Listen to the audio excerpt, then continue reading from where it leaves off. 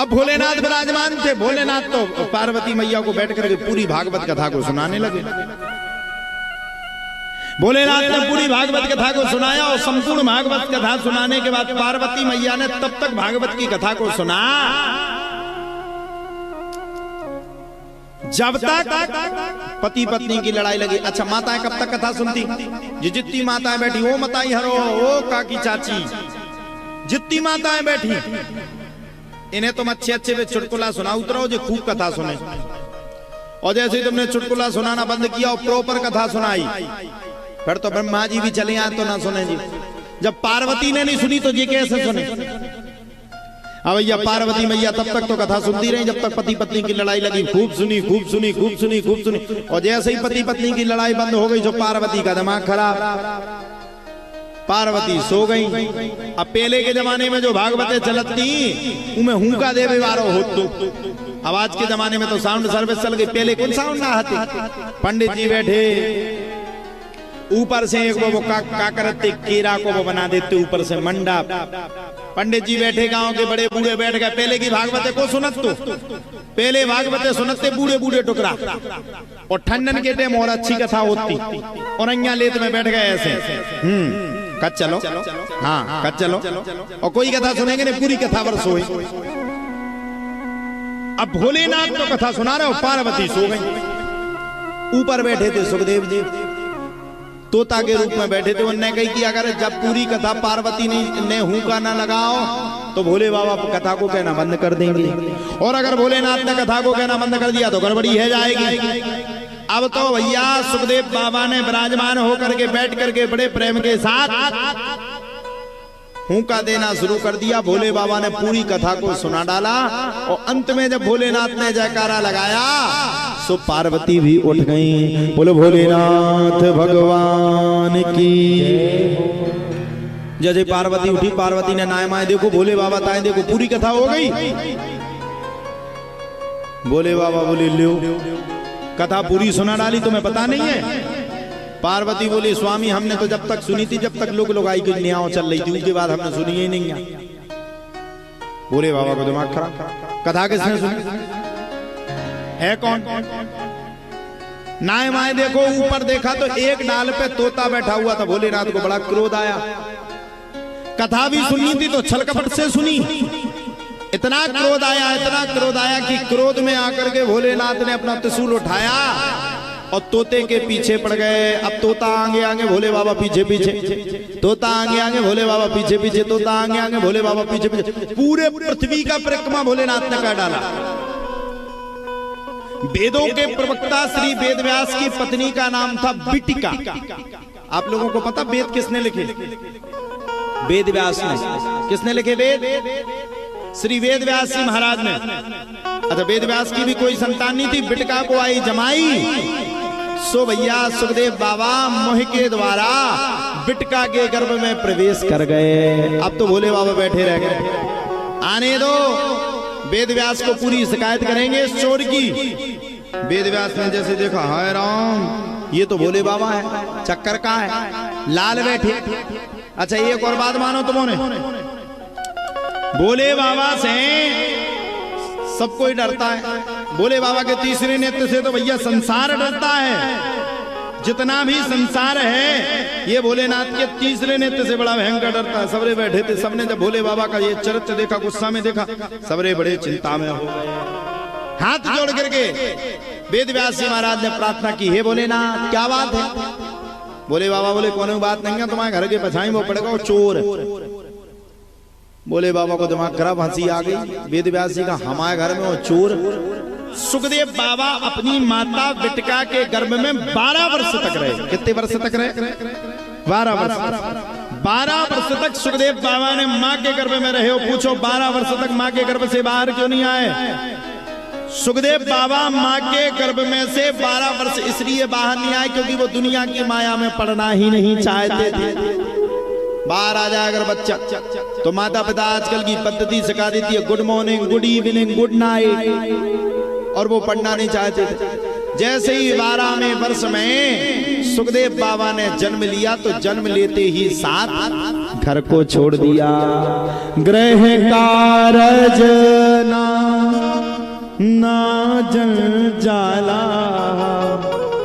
ग्रह कारज ना जंजाला।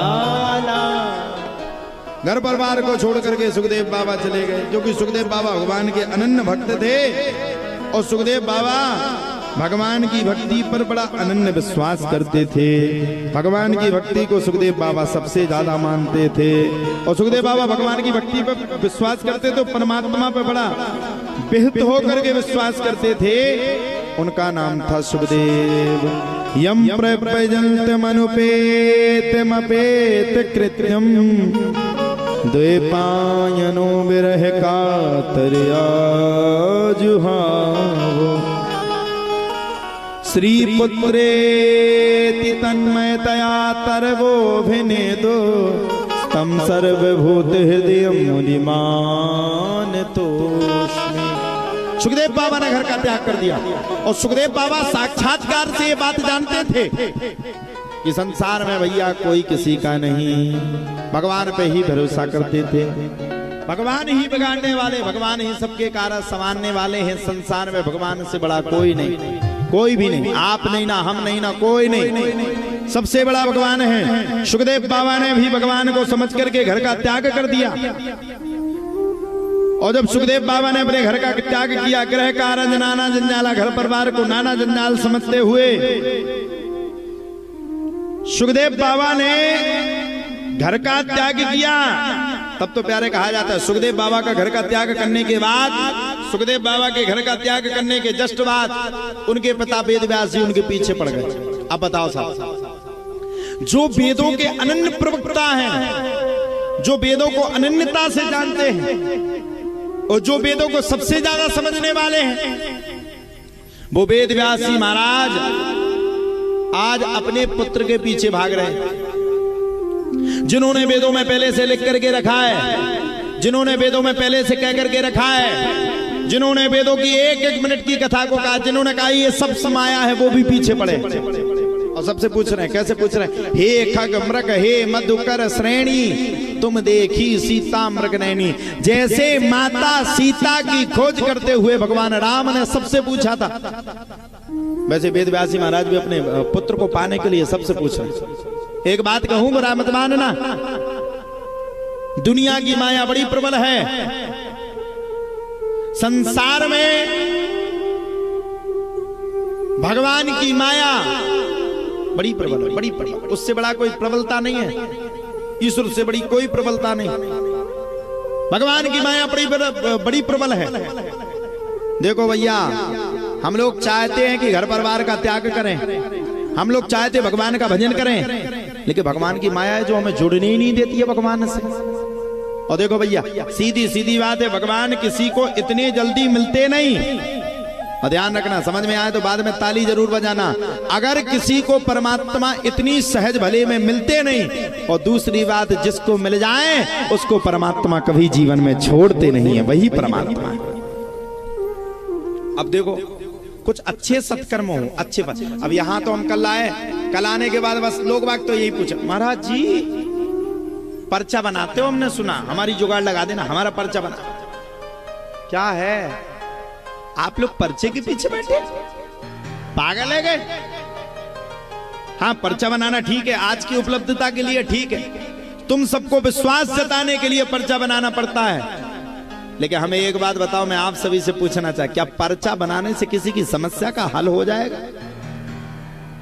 आप लोग बताओ, पर्चा बनाने से किसी की समस्या का हल होगा क्या? बताइए।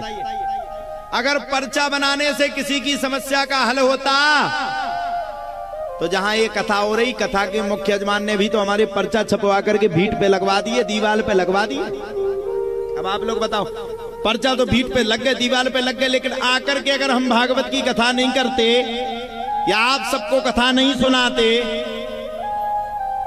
तो क्या कथा पूरी हो जाती? आप लोग बताओ, हो जाती क्या? माताएं बताओ, हो जाती क्या? बैठ करके जब तक कथा को नहीं सुनाती, क्या कथा पूरी हो जाती, पूर्ण हो जाती क्या? तो कर्म किसको करना पड़ेगा? पर्चा तो बना देंगे, हम लिख देंगे, जो जो होगा मौखिक भी बना देंगे। अभी अगर बालाजी ने हमें प्रेरणा दी तो किसी को भी उठा के बना देंगे। लेकिन हमें एक बात बताओ, क्या पर्चा बनाने से आपके जीवन के कल्याण हो सकता है क्या? पर्चा तो बहाना है, समझ में आया तो बाद में ताली जरूर बजाना। पर्चा तो बहाना है, बालाजी से आप सभी को जुड़ाना है, यही हमारा संकल्प है। भगवान से जुड़ो, कर्म आपको करना पड़ेगा, कोई दूसरा नहीं करेगा। अब महाराज ने कह दी तुम्हारी गोदी भर जाए, जाओ तुम्हारे ते संतान हो जाए, शाम के बैठ के खाओ मांस मछलियां। महाराज जी ने कह दी अब का महाराज जी कर दे भी का, कर्म तो आपको ही करना पड़ेगा। गोस्वामी तुलसीदास ने वर्णन भी किया, कर्म प्रधान विश्व कर राखा, जो जैसे कराही सो तस फल चाहा। कर्म तो करना पड़ेगा।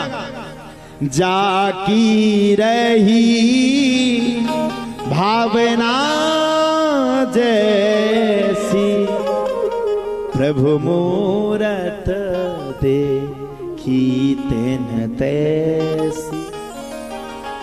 करने वाला भगवान है, बैठने वाला भगवान, लेकिन कर्म तो तुम्हें करने। आप अब बच्चा आज को आदमी तो जो भी चाहो कि भगवान आ जाए घर में रोटी बना दें, भगवान आ जाए घर में हमें। आज का आदमी अंधविश्वास को ज्यादा बढ़ावा देता है। कोई से भी कह दो तुम्हारे घर में का है, 3 चीजें कह दो आदमी विश्वास माने जाए। का है तुम्हारे घर में हमने सुनी धन धरू हौ हौ हौ हौ। सही कह रहे महाराज, हमारे बब्बा हते फलाने तीसरी पेड़ी को बब्बा हतू के मोरे हती मोरे। अच्छा अच्छा, तुम्हें सपनों आओ तो हाउ महाराज, सपनी में हमें सांप दिखानो तो हाँ तो है तुम्हारे घर में। हाँ महाराज सही के राम दी, वो तो धरू कछु दे दो, कछु तुम्हें मिल जाए, कछु हमें मिल जाए। ओ भैया धन खा खोदत खोदत हम बूढ़े होवे बारे, आज लो हमें तो टकरानो नहीं है। हम बुढ़ापो आ गो, पूरी जवानी कर गई धन खोदत खोदत में, आज लो नहीं मिलो। जब हमें नहीं मिलो तो तुम्हें कहां से मिले? धन क्या है? धन संसार नहीं है, धन तो हमारे परमात्मा। हमें क्या करना धन का बताओ? हमसे किसी ने पूछा महाराज जी आप अगर धन खुदवा दोगे तो 50 आपका 50 हमें क्या करना? हमारा तो धन स्वयं हमारा बांके बिहारी लाल और राधा रानी सरकार विराजमान है। इससे बड़ा धन संसार में क्या हो सकता है? तो धन के चक्कर में मत पड़ो, धन के पति के चक्कर में पड़ जाओ।